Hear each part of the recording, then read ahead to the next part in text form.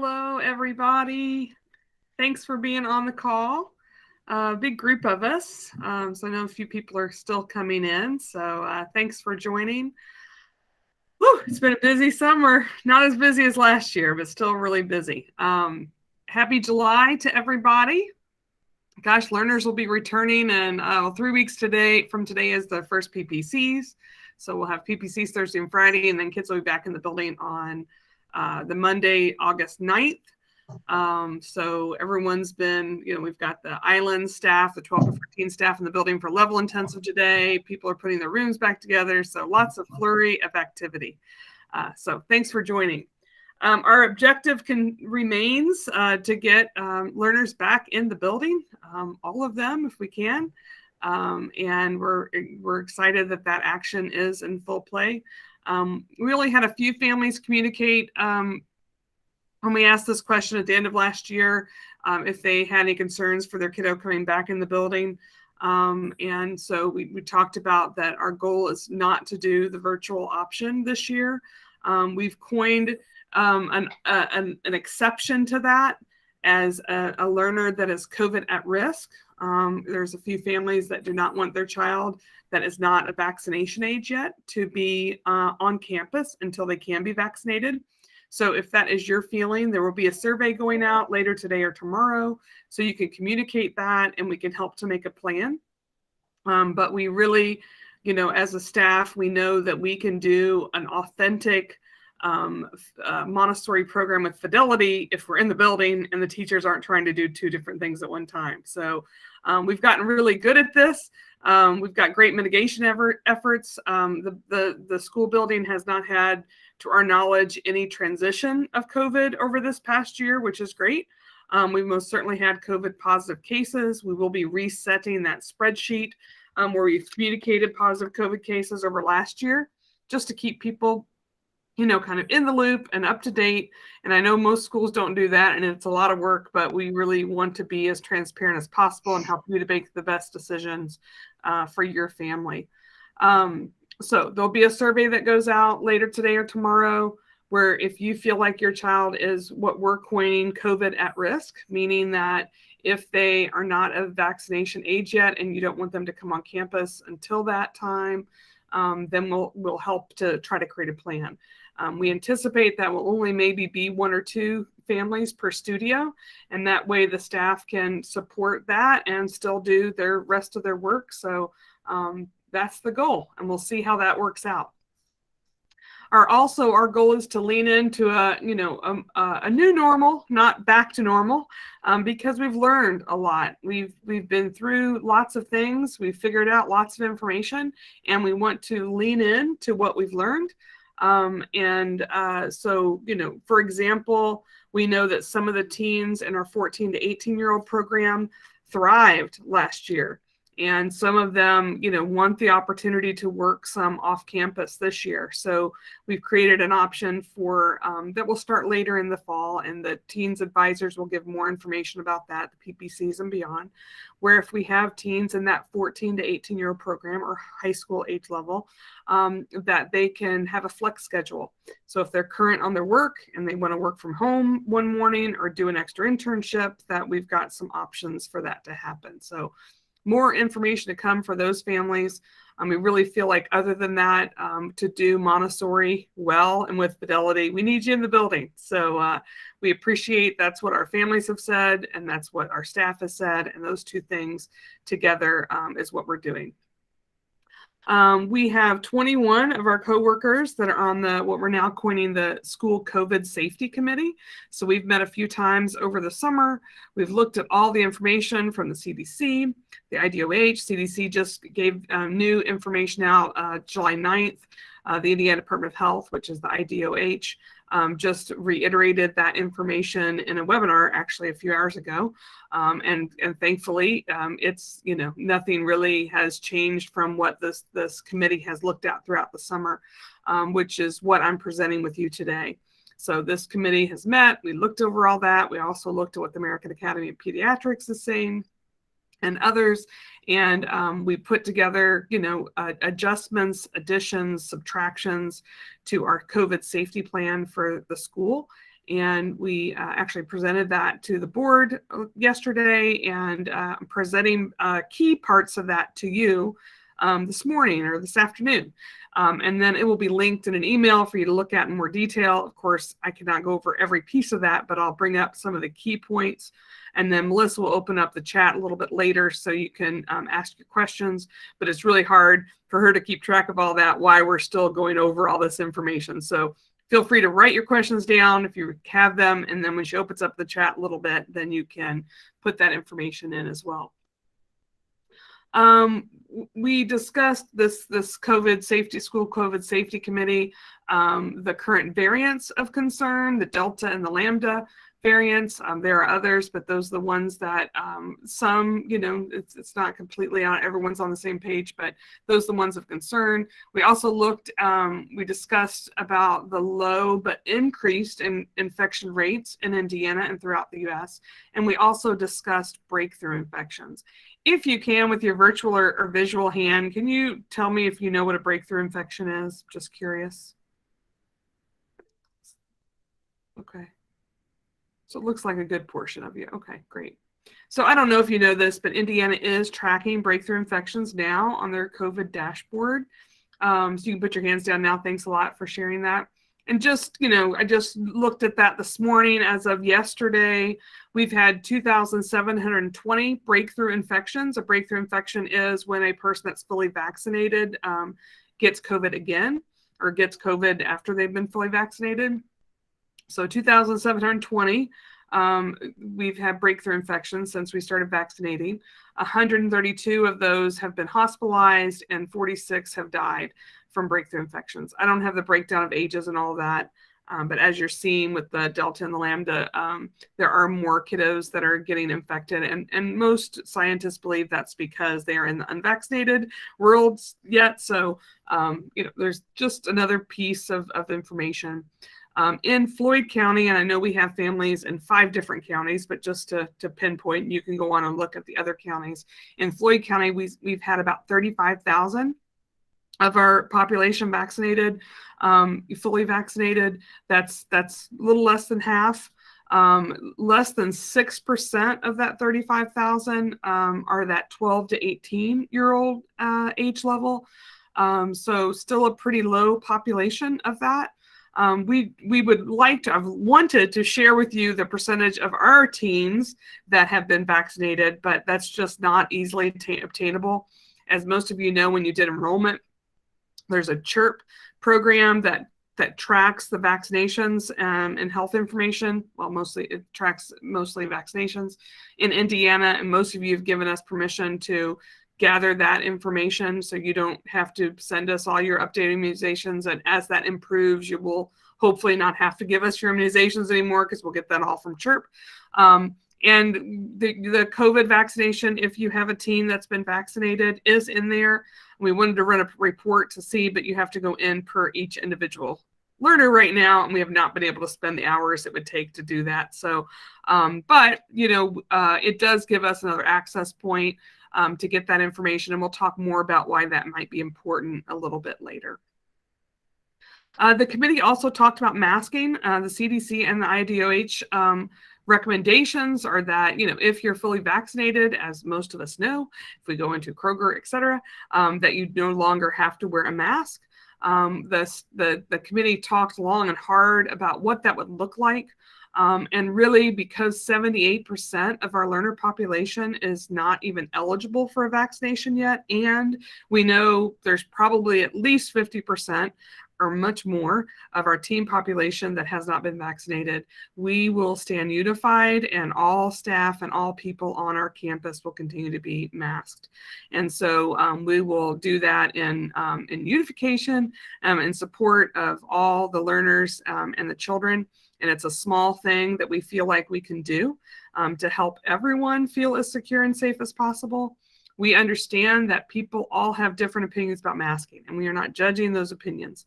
But we are also saying that, what the science is telling us is that masks do help, and they help in both directions. Even when we thought they just helped only in giving, they also help in receiving. So we'll continue to do that. I know for some of you, your children were not on campus last year, and that makes you worried, like, will they be able to wear a mask all day? How can they breathe? And you're not alone. Lots of families had those thoughts last year as well. And families thought their child, because of who their child was, or maybe for an exceptionality of their child, they wouldn't be able to do it, and they did it. And, really, they're very, very resilient, and we will be happy to help, but we are not worried about that. And we have paper masks if you need them. So if you need help with masks, just let us know and we will help you to get those. But and if your child hasn't been practicing wearing a mask, and that stands for us for 3-year-olds and up, early childhood program is still recommended to mask from the CDC, the IDOH, and the American Academy of Pediatrics. And so we will follow that too. The nursery children will remain unmasked, those 2-year-olds and under. So, but all of the rest of children, and although the early ed staff, it was a feat. That is the hardest part with those 3, 4, and 5-year-olds. Bless their heart, and they are so appreciative of the families that helped practice with their children, and we really encourage you to do that. And if you want to show love to those early ed and 6 to 9 and throughout the whole building, please help your child practice wearing the mask appropriately over their nose and mouth, getting them masks that fit well, and make sure that they have extra masks with them too that they're comfortable with. We will continue to look at this information at least twice a semester, and we'll make adjustments, but this is the way we feel like is important to start the year. And, if something changes and, we're finding better information and that we can reduce the masking, this committee will continue to look at all that, and we'll make adjustments when it feels like it's the right time. But for now, we feel like this is the way to start the year. And so we appreciate your support and partnership to help the whole community. And that's kind of the way we're looking at it. It's a community conversation for those of us that have individual reasons, beliefs, thoughts about this. Like, you are free to do any of those things. But when you're in a larger community, sometimes you have to do what's necessary for that larger community. We believe we have nearly 80% of our teaching staff that are fully vaccinated, so that might be good information for you to know. This next part is super confusing, and so I will not go over every piece of it. I really encourage you, when we share that out later today or tomorrow, for you to look over the COVID safety plan.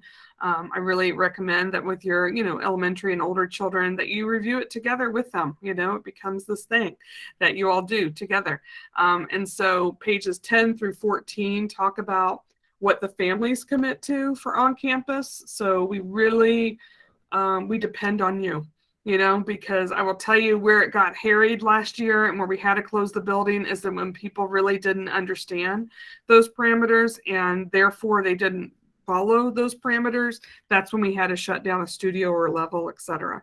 So we want children in the building, but we only want them on campus if they are safe to be here. And so, the symptom chart is the same. And so if your child has symptoms, and, we are reasonable humans. And so if your child coughs a couple of times, we're not sending them home on a 14-day quarantine. And we didn't do that last year either. But if they have a fever, they're going home. They're going home until they get a negative PCR test. And that, again, is to help the whole community. Sometimes we had family members that were at close contact, and then the child still came to school, and then they were also COVID positive, and that is the reason why we had to shut things down. And so household members that are, have symptoms and are being tested, everyone else that goes to school should also stay home too. And so, unless there is some other reason, like there's a 2-year-old with a known ear infection, and, again, we're not going to make everyone stay home for 14 days. But, we really want you to know that have them stay home if they're ill. It's just the best way to keep our whole school open and supported, is if we all follow those parameters. If your child is fully vaccinated, we believe you'll be able to obtain that. We'll be able to obtain that form from CHIRP eventually. And not yet. You won't send it to us yet, but you can go to the website Access Indiana, and you can download your vaccination record from there. And so if your teen has been fully vaccinated, you can go ahead and do that now in case we need that from you, because it'll be important. I'll tell you why in just a minute. So one of the pieces are, if you're a close contact, what happens? And so last year, if you're a close contact, you left school for 14 days. That will continue for unvaccinated children. So if you're within 6 feet for up to 15 minutes, and so, again, we're going to try to do Montessori with fidelity.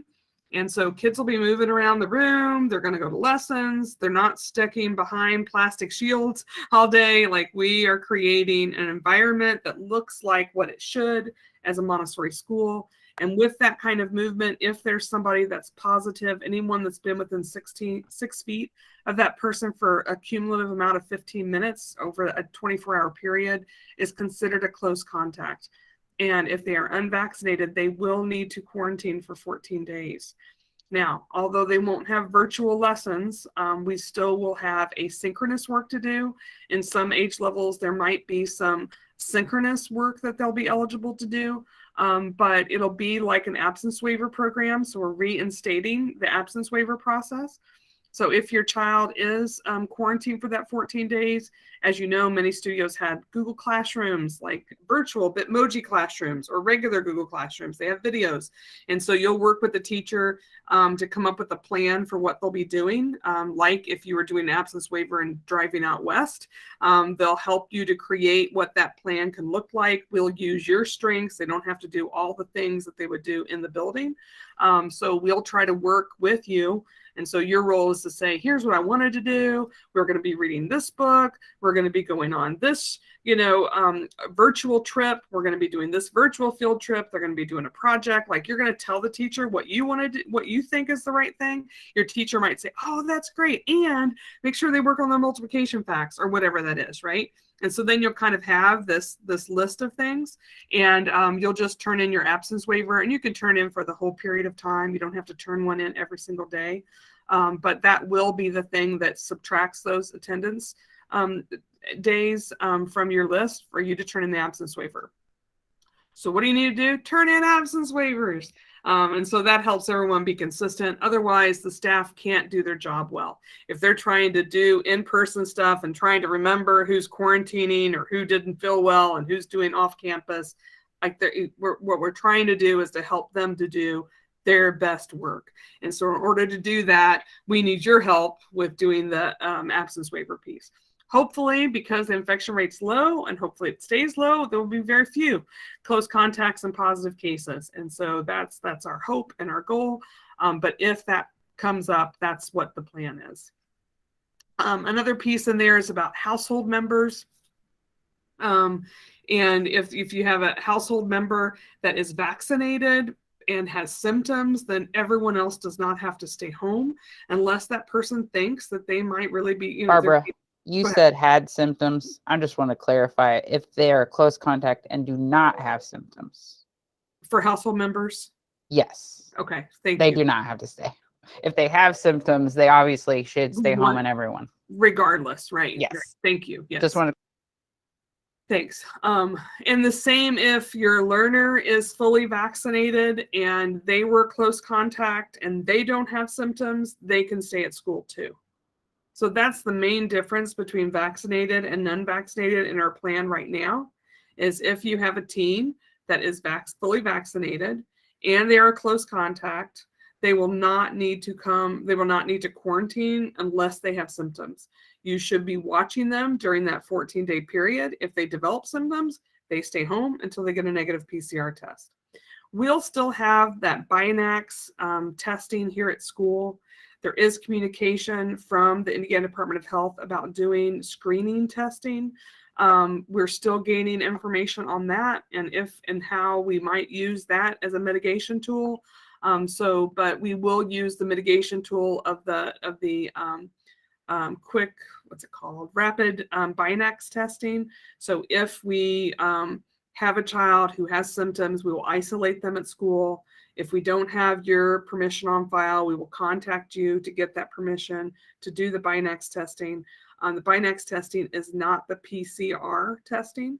That is still the gold standard. PCR testing does not mean it goes all the way down and is painful. In most cases, it is not. It is not painful. They'll rub it around. When we do it here, it's a swirl within the nasal entryway, and so, but we'll know in about 15 minutes. It's not a perfect test. It's just one layer of mitigation. So if your child has a Binax Now test here because they have symptoms and it is positive, they'll have to go home for at least 10 days until their symptoms have improved and there's no fever for 24 hours. If they have a Binax test and it is negative, and we can start, if it's positive, we can start close contact tracing right then. And that's the whole reason for it. If it is negative, you'll still need to do a PCR test because the false negatives are high in this Binax Now test. And so, we still need to do the PCR test. Okay. Hey, Prerna, can you open the chat and I'm going to drop a visual of what she just said into the chat for everyone. We are really counting on families to be clear, consistent, and authentic in all of your communication to secure the safest, most consistent learning space for everyone. The key points to that are if you have a positive COVID test for a child or a household member, please email me within 2 hours of getting that test for a learner in the school that's on campus. That's really important. I am checking my email every couple of hours right now and have been for a year and a half to help that process to happen.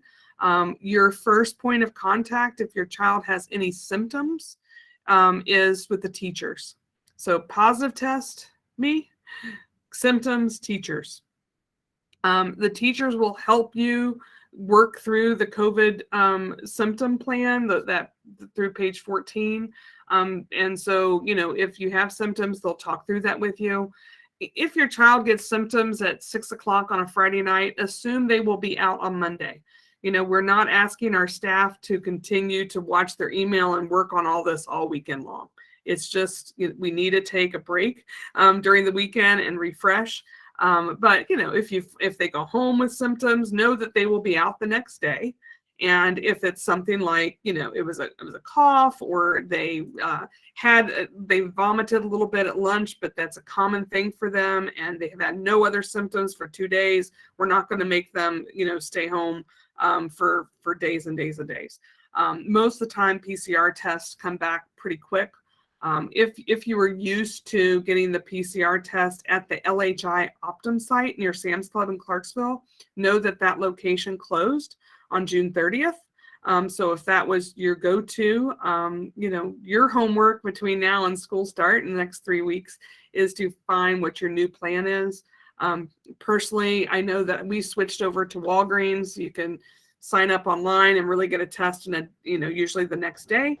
And you just go through the drive-through, they hand you the swab, you give it back to them, and you're notified on your phone within a day or two. But there are other options. There are rapid PCR tests, usually at urgent care centers. They're not free like the one at Walgreens. You may have to pay your copay for that. And we could go on and on. I'm sure people on this call have lots of options. I know most of you have that plan already, but I just wanted you to start thinking about it if your family doesn't have that plan, because that'll be your ticket to get back to school if you have symptoms. Keep thinking about and making a plan for your family for that. COVID vaccine info. Please wait before you send it to us, but you can go to this website that I talked about earlier called Access Indiana, and then click Services, and then Indiana Vaccination Portal.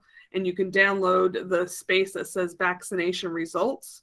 And so, if, for instance, you got your vaccination for your child in Arizona and it's not in the CHIRP program, you may need to get that in order for your child not to quarantine if they're a close contact. Other mitigation efforts that that we'll still do and have been doing, we're going to continue the daily wellness screenings at the studio level. Learners will still come in, enter and exit through their studio doors. We felt like that worked really well, and we will continue to do that. So those daily screenings will happen within the first 30 minutes of your child being on campus. We're hearing a lot about ventilation. We dug into that last August to make sure that the systems, the HVAC and the energy recovery unit, ventilation exchange systems that we have in place were functioning well. Our air exchange is at least 4 times per hour, which is, appropriate and exceptional for a school. And so these big units that we have, like up at the cupola and the one back in the MAC, recirculate all the air in the building 4 times an hour. And we're also extending the time the HVAC systems are on and circulating the air. So those are things that we're doing. The contact tracing, obviously, we're still doing. We're continuing to isolate. So quarantine means you're close contact, you quarantine for 2 weeks if you're unvaccinated. Isolation means you isolate from other people that aren't sick. So here we still have the isolation room up at the cupola. And if a child at home is COVID positive or a family member, they should be isolated from everyone else in the family. So, with this enter-exit, and so then we're also working with the local health department. Dr. Harris and I have talked several times over the summer. I know that there are differences in what different schools are doing. Him and I talked about that too. He feels good with what our plan is and our parameters, but every school, as you may know, is doing all this a little differently, just like last year. So, we are trying to listen to our community. We all have different objectives about how we're going to do this. So, but we'll continue to do communication with them, mitigation with them, education. We'll have vaccine clinics probably again, like we did last year. Of course, you would have to sign in. Parents control that. We're just making a space to try to be helpful. So with those enter-exit times and still using the CASA for entering and exit, we will still have those varied times for the 6 to 9 program. So if you're new to the school, the times will be different than what were on your application form. If you were here last year, there'll be a little tweak in the time. So early ed will have drop-off from 7:55 to 8:05. Their day begins at 8:05. That morning session. The afternoon session will be the morning only session will be from 8:05 to 10:50. So pickup for that, the early ed morning only will be at 10:50. And then their afternoon session starts at 12 to 12:05. That will remain at the entryway of the early ed, but they'll still try to mitigate directly to their studios when possible. 6 to 9, which, as you may know, the plan was for 6 to 9 and 6 to 12 to move to the 8:40 start time. Again, there's no way to bring in all those kids at the same time safely under these mitigation parameters. So instead, we will break up 6 to 9, 9 to 12 again. So the 6 to 9 time the school start time will be 8:20. So their drop-off time will be 8:10 to 8:20. And the 9 to 12 will continue at drop-off at 8:30. Class time starts at 8:40. If you have a child in 6 to 9 and a child in 9 to 12, we encourage you to have them come at their regular time, but we know that that's different from what we had planned. So, if you need to drop off that 6 to 9-year-old later, you'll talk to your teacher about that. But we hope that you'll try to keep them on that regular time so that all the children get the same experience of being a part of the community, etc. All the other levels, times, and plans are exactly the way they were last year. Extended learning and the community nursery, as those families saw was probably going to happen at the end of the year, will continue to close at 5 this year. And, we are bringing subs back into the building. So some families have already asked, can I sub? Can I volunteer? And so you can sub. We will probably not have just regular volunteers in right now, but we'll look at that as the school year goes on to see about adding that. But we know that there will be a need for subs, and so that they'll have a subs workshop, which Prana, look up the date for me when you can on that. I think in the first part of September. And so we really hope, and I see some of you on the call right now, I'm looking at you, you're looking at me, I know you're ready. And others of you that haven't done it before but can, like, we really need you, and we love you, and we want you here. So please help us to stay consistent. Community Montessori has to have some transitions in staffing this year. We are not exempt, just like whatever's happening and all the different theories about that throughout the nation. We have an incredible group of teachers ready to go, and we still have 1 or 2 openings in our teens program for teaching staff. So if that's something you've always been like, I've always wanted to be a teacher, but I didn't want to go back to school. There are parameters, there are alternative licenses. If that's a passion of yours, if you have a true love, respect for kiddos and believe in Montessori philosophy, give me a buzz, send me an email, and we'll see if you're the right fit. So with that, we're going to open up the chat if it's not already, and see what didn't make clear, and you can help us make it clear for the whole group. So we'd love to hear any questions or any clarifications that you need, so we can help in any way we can.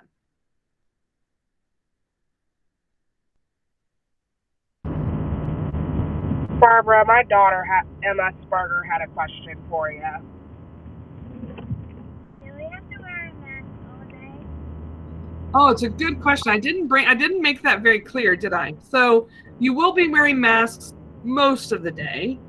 There will be times for you to take a break, and each studio will have a process for that. So kids that need a break, or obviously if they're eating snack, they can take their masks off at lunchtime. Obviously, you'll take your masks off. Most of the studios won't be having lunches and shifts. The recommendation is still try to keep 6 feet of distance between the learners when they have their masks off at lunch. We will do our best with that. So we're looking at 2 different groupings with that, as well as eating outside when we can. We are dropping the masks outside for this school year. We're starting that way. So when children are outside, unless they are close to each other, we're asking them to have them on themselves. So if they want to sit close and talk, they'll just put their mask back on.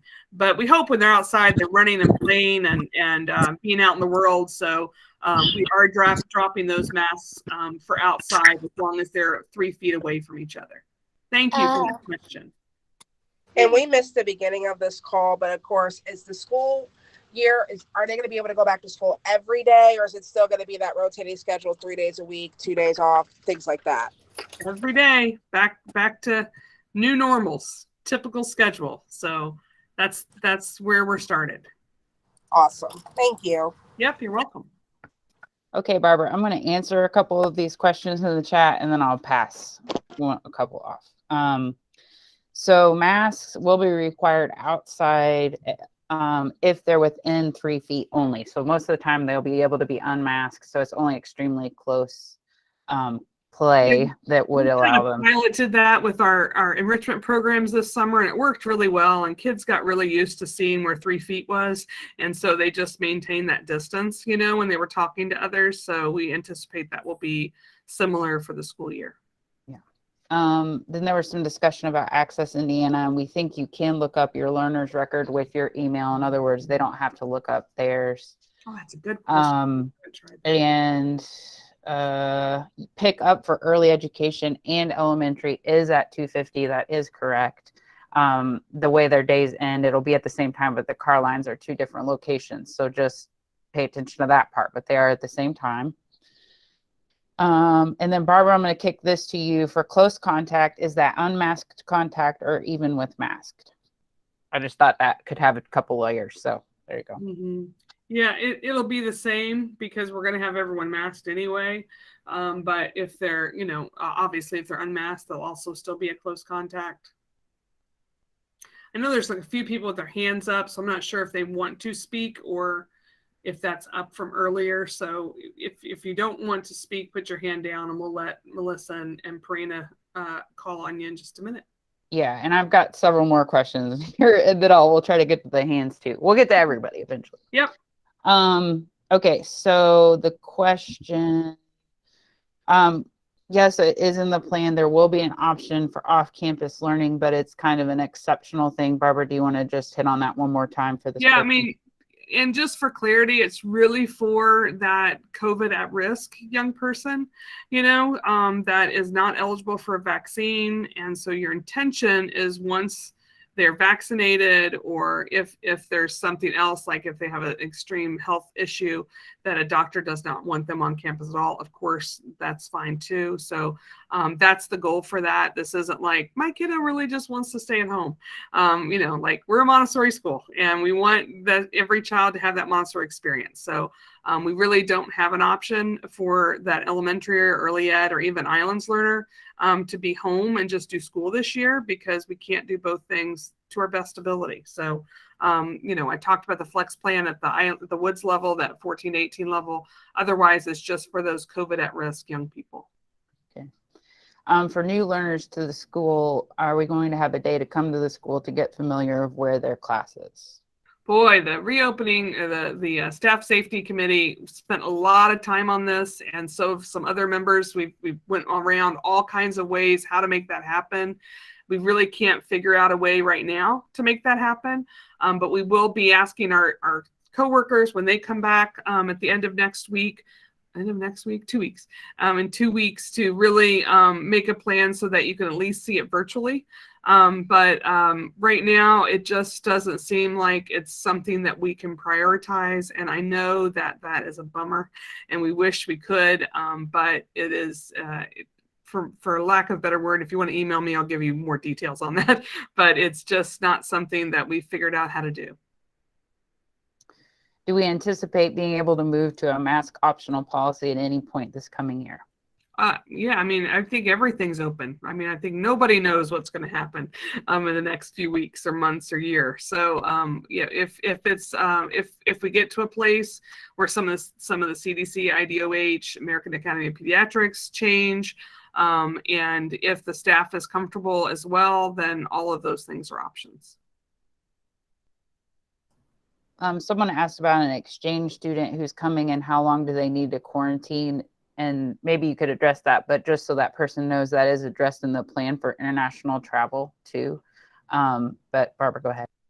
Yeah, so if that person is vaccinated, and that'll get a little tricky because it's with one of the vaccinations that the United States recognizes, so Pfizer, Moderna, or J&J, then they will not need to quarantine. If they are unvaccinated, was it 3 days? 7 days quarantine testing on day 3 to 5. There you go. Okay, thank you.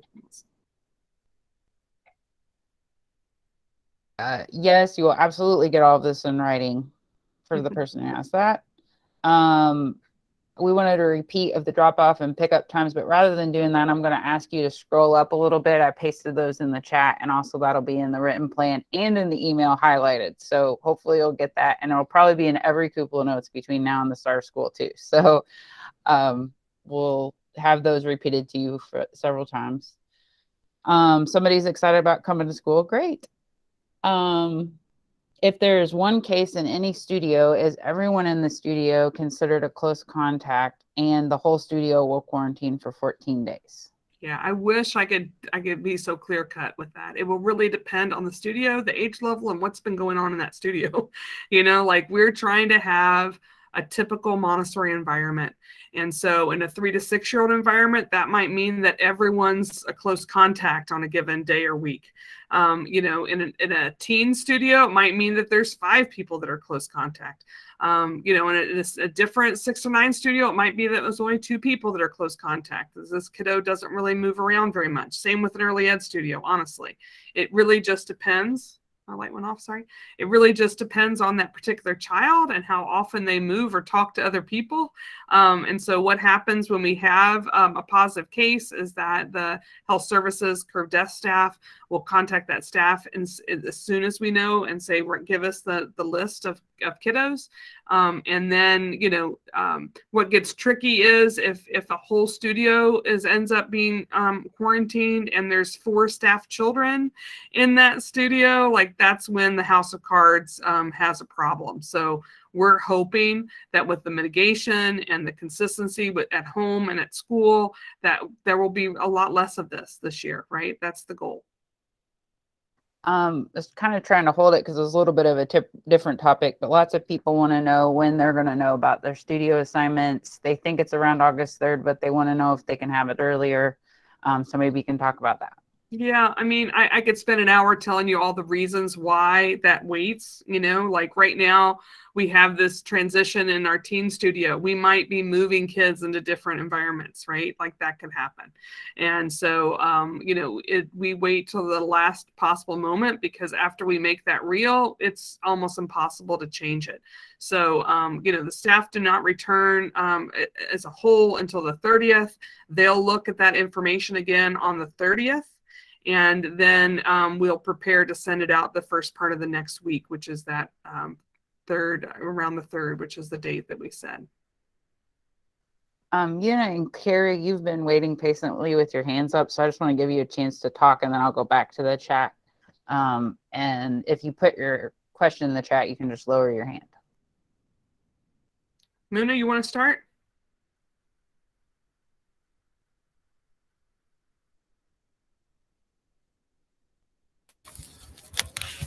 Yes, so this is Monadad.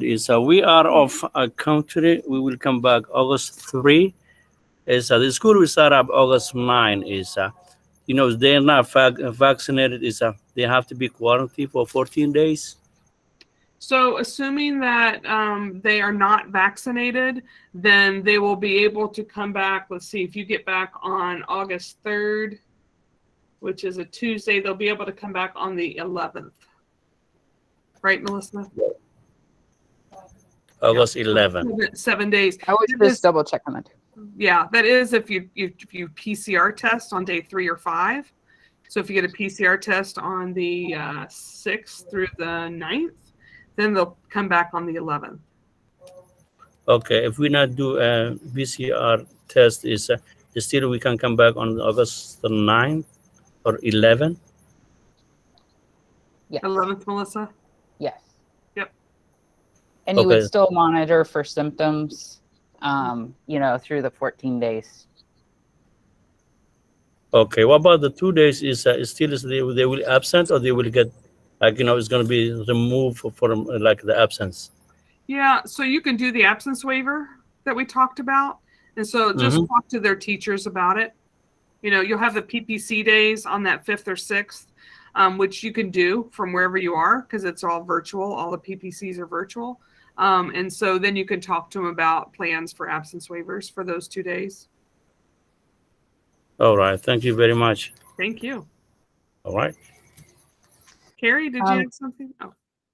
I think she lowered her hand, so we're good there.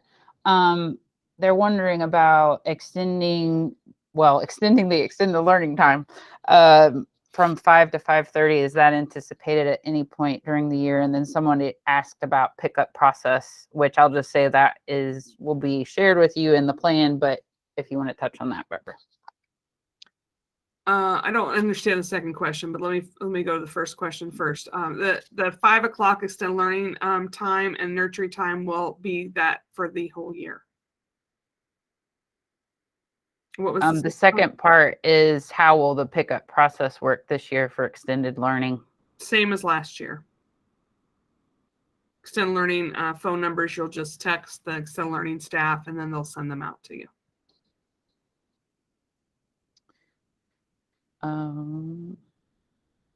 Yeah, if you're new to the school, as far as the locations and things, we share maps. So hopefully those maps will be helpful. If not, you can always feel free to ask your teachers or, worst case, you can come to the front door. We'll help you find your way if you're not finding your spot. Anything? Okay, I think I hit all the questions in the chat. If I missed yours, will you put it in again? Because there was a lot there for a minute. So I want to make sure we got everybody. Mia, the school calendar is linked on the website, and I think Prana can drop it in the chat too. I think it's also in the cupola notes, I believe.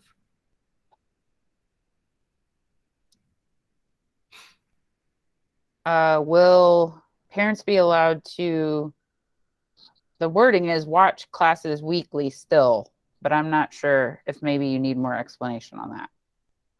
So last year we created a few times for families to observe in early ed. We know that's the most significant transition time. And so we will have a process for families to observe in early ed at the beginning of the year at least. For a period of time, so you can kind of watch your young person as they transition to community Montessori. But at this point, we won't probably have volunteers in the rest of the building or observing unless you're a substitute.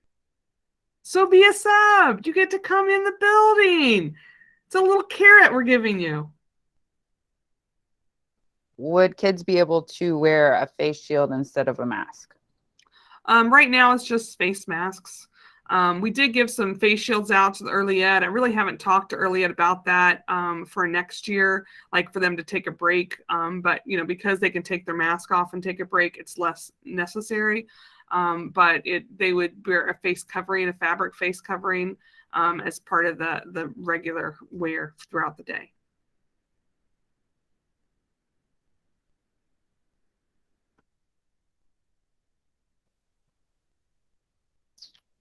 Oh, someone's, I think, referring to the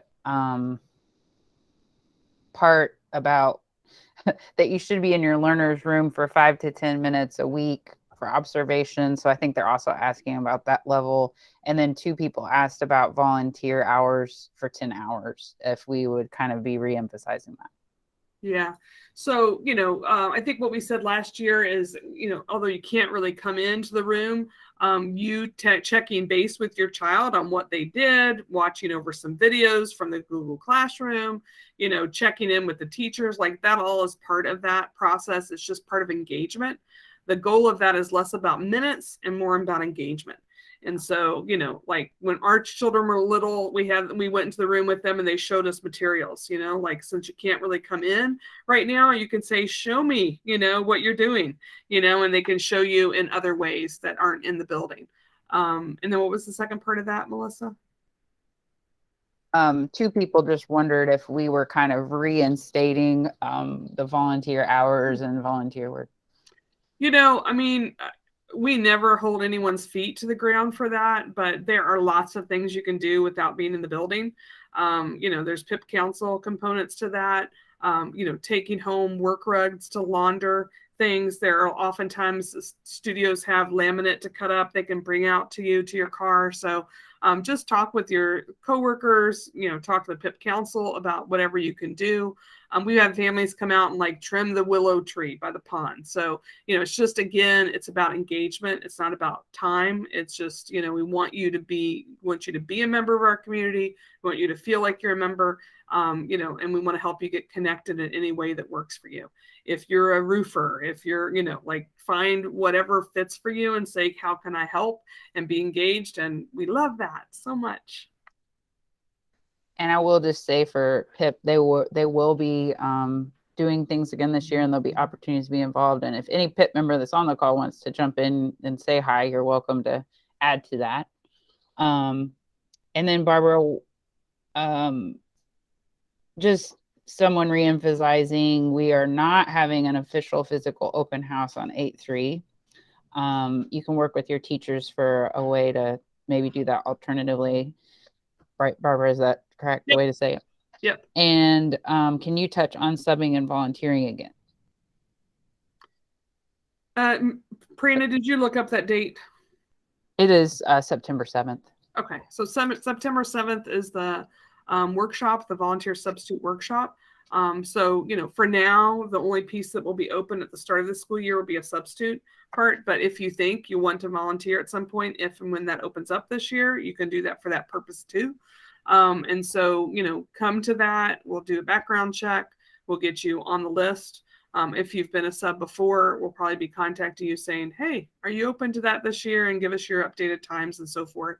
we want to create the best consistent environment that we can.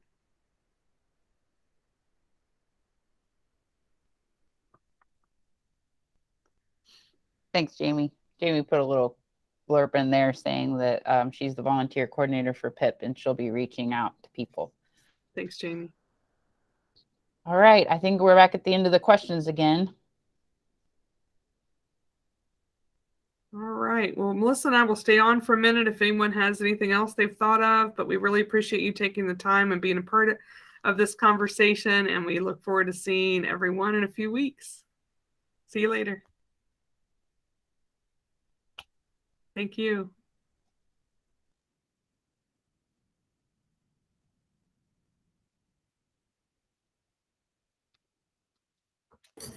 Barbara. Yes, Kimberly. Hi. I just had a quick question regarding the mask because, Kai was not really in the classroom much at all last year. So though he has been wearing masks, the kind of whole day kind of aspect of it will be completely new to him. I'll start working with him on that, but just wanted to see if you all, just from experience last year, had any experience with kids who might have some sensory issues with the mask, and ways to maybe make that easier and better for him. Right. No, they're great questions. I'd say the number one thing that we did was encourage families to try lots of different masks, from, the gaiters to, things that go around their head instead of on their ears, just really trying to practice with them and find the one that makes them feel the most comfortable. There are those plastic pieces that can go inside of the mask that help to pull it out some. And for some kids, that was the thing that really helped. Okay. And so I would say really start with that first. And, and just, like you said, the second part of that, in addition to that, is just to practice with it, So we're going to go grocery shopping. Let's get our mask, and just, helping them to practice and make it feel like it's something that they're used to. Okay. Thank you. You, Kimberly.